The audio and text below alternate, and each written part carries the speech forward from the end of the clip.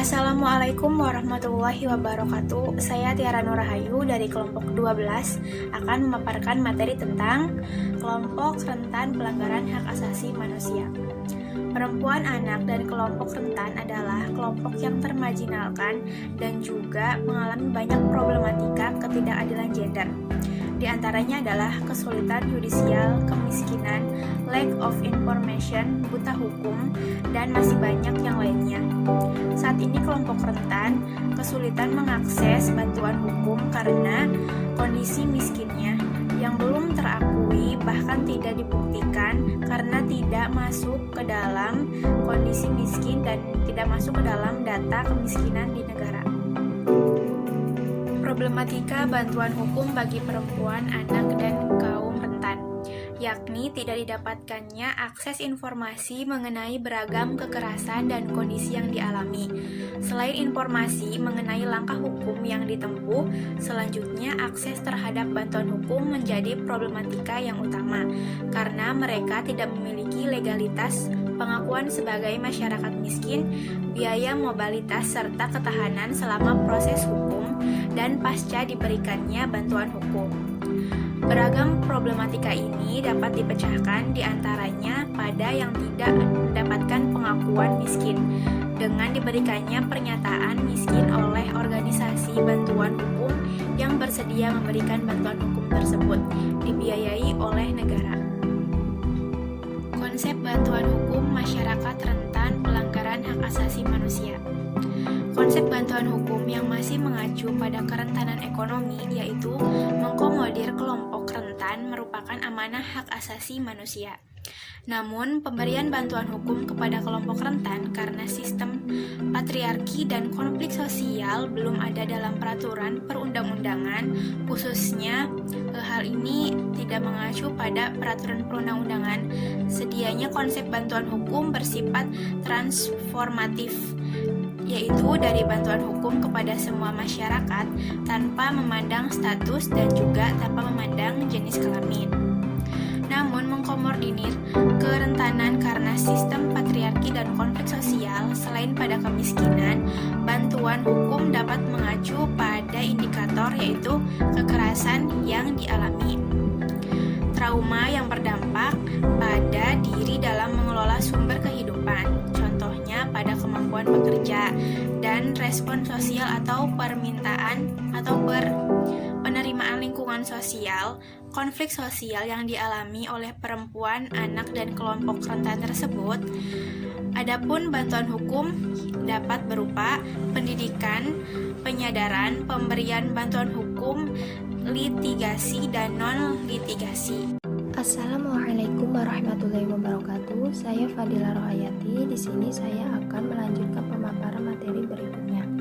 Adanya pembedaan karena relasi kuasa menyebabkan ketidakberuntungan, ketidakadilan, dan dampak buruk lainnya termasuk bidang penegakan hukum equality dapat dibagi ke dalam 4 macam diantaranya yaitu yang pertama, natural equality. Persamaan alamiah adalah persamaan yang dibawa setiap manusia sejak dilahirkan. Manusia memiliki kemampuan kecerdasan akal atau rasio, artinya bahwa natural equality adalah kesamaan setiap manusia memiliki akal yang mampu membedakan dengan makhluk lainnya. Yang kedua, civil equality. Persamaan hak sipil adalah hak sipil yang dimiliki oleh setiap manusia. Pengakuan atas persamaan setiap manusia ini menunjukkan bahwa adanya jaminan perlakuan sama dan untuk setiap orang menikmati hak atas perlindungan, diantaranya prinsip perlakuan sama di depan hukum.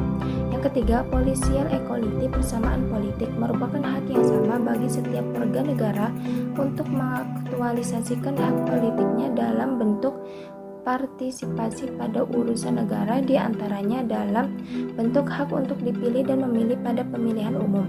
Adanya persamaan politik adalah basis dari demokrasi.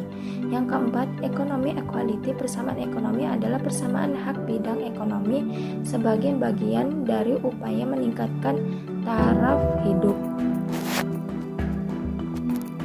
Kesimpulan dari bantuan hukum terhadap kelompok rentan. Yang pertama, bantuan hukum yang diberikan kepada perempuan dan anak serta kelompok rentan memiliki karakter yang spesifik dan berbeda dengan kondisi pada umumnya, misalnya kondisi psikologi dan tekanan sosial yang kemudian memposisikan korban mencabut laporannya, sehingga sehingga bantuan hukum harus tetap dapat diakses meskipun proses bantuan hukum tidak sampai putusan akhir, sehingga bantuan hukum non litigasi tetap terakses dan litigasi juga terakses meskipun tidak sama dengan putusan akhir. Yang kedua, Kementerian Hukum dan HAM bekerja sama dengan Kementerian Pemberdayaan Perempuan dan Perlindungan Anak, dalam hal ini kabupaten dan provinsi, maka dengan Dinas Pemberdayaan Perempuan dapat melindungi anak. Penyelenggaraan pendidikan dan pelatihan kepada organisasi bantuan hukum mengenai gender dan inklusi sosial sehingga dapat memberikan bantuan hukum pada perempuan, anak, dan kelompok rentan bisa menggunakan perspektif pelindungan yang tepat dan adil tanpa melakukan stigma maupun bentuk diskriminasi lainnya. Yang ketiga, Polri kerjasama Kejaksaan, Kehakiman, dan Kementerian Pemberdayaan Perempuan dan Perlindungan Anak menyelenggarakan pendidikan dan pelatihan kepada penyidik, kejaksa, dan hakim mengenai gender dan inklusi sosial (GESI), sehingga aparat menegakkan hukum memiliki perspektif GESI yang memposisikan korban sebagai korban yang membentuk perlindungan dan pembunuhan hak tanpa harus dipersalahkan keberadaannya. Yang keempat, perlunya meningkatkan anggaran bantuan hukum non litigasi karena persoalan perempuan, anak-anak, dan kelompok rentan seringkali diselesaikan dengan cara non litigasi. Yang kelima, DPR sebagai pemilik fungsi pengawasan sedianya menyelenggarakan pengawasan berkala kepada instansi pemerintah terkait bantuan hukum agar terdokumentasi perkembangan pemberian bantuan hukum dan terbaru pula informasi yang didapatkan sehingga bisa dijadikan acuan perlunya perbaikan perda pada bantuan hukum. Yang keenam, pemerintah provinsi atau kabupaten bekerja sama dengan Kementerian Hukum dan HAM dan Biro Hukum menyelenggarakan sosialisasi keberadaan bantuan hukum pada organisasi perempuan dan organisasi masyarakat sipil baik secara tatap muka maupun melalui media mainstream seperti online dan iklan layanan masyarakat.